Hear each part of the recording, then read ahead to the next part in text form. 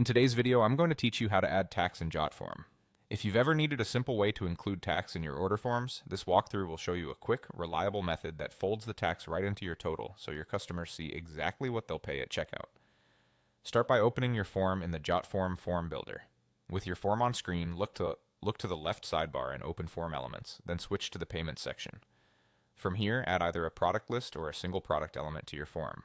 Choose Product List if you plan to sell multiple items, or Single Product if you only have one offering. Either option will let you include a tax line item that automatically contributes to the total.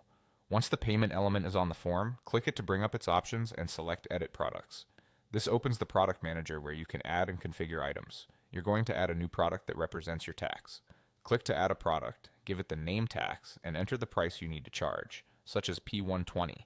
The amount you set here will be treated as a flat fee and included in the order total. The currency displayed will follow your payment settings, so make sure your integration or form currency is set to what you use for your business. Before you close this window, mark the tax product as required. That switch ensures the tax is always included and cannot be deselected by the customer. As soon as you save, you'll see that tax is automatically added to the total calculation within the payment element. A quick tip, you can rename the item to match your local rules such as sales tax or VAT, and you can reorder it so it appears at the bottom of your product list for clarity. If you need to adjust the amount later, just return to Edit Products, update the price, and save. This approach is perfect when you need a straightforward, fixed tax amount added to every purchase.